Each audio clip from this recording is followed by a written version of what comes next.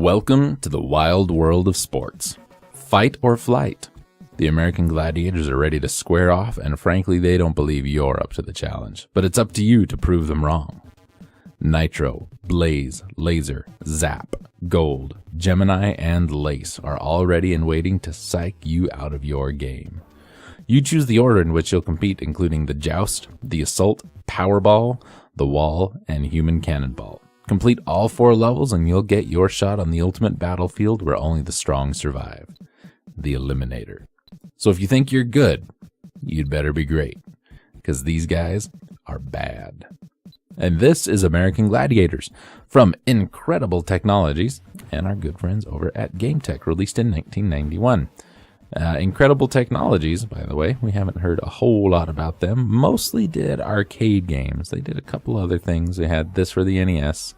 They did some PC games, Commodore 64, Street Fighter, Real Battle on film for the Saturn, Time Killers on the Genesis, but mostly they stuck with the arcade.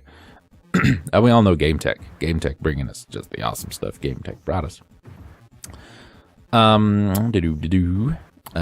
It was made for also available on the Amiga, the Mega Drive, and Genesis, and there's a Super Nintendo version as well, and it was based on the American Gladiator show. Who would have thought? The NES version, as usual, varied greatly from others, as well as the game show itself, and the events were morphed into side-scrolling and overhead mini-levels that only partly resembled the real-life events. Each Joust event involved 4 different gladiators, battled the top platforms, which needed to be won with a series of Joust platforms to be jumped across in between battles. Human Cannonball also required 4 gladiators to be beaten with perfectly timed leaps off the rope, while the gladiators' platform elevated up and down, making it much more difficult. In this event and the Joust, gladiators screamed gratuitously and often humorously as they were knocked off the platforms. The Wall, probably my least favorite of the events, featured numerous screenfuls of handholds and footholds with various obstacles, walls, floors, and occasional treacherous stretches featuring empty spaces with very few handholds to navigate in order to advance. The gladiators were plentiful and attacked at all different points on the wall level. They also moved twice as fast as you. The Wall was a particularly tough event due to its difficult controls and involved repeated rhythmic tapping of the A and B buttons with the D-pad to simulate the movement of left and right hands to different handholds. It was pretty tough.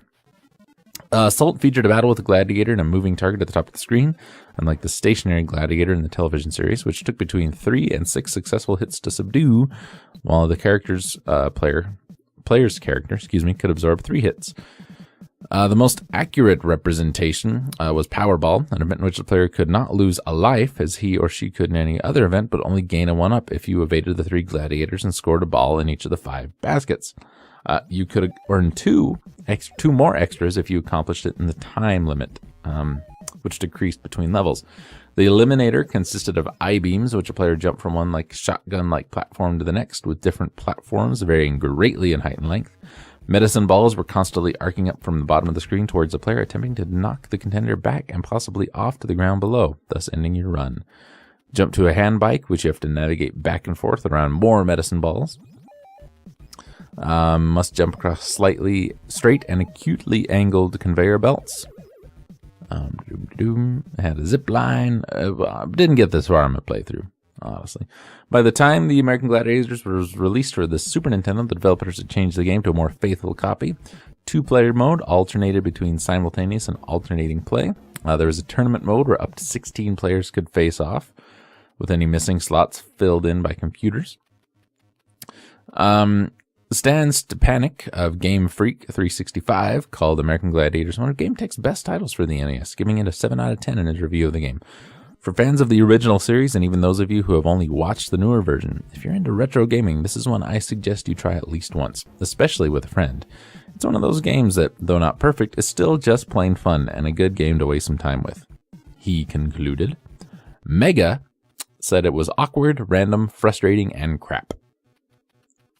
I'm actually going to go more with Stan's review on that there. It is not a great game. It's got problems, but it was still kind of fun to play, and I would revisit it.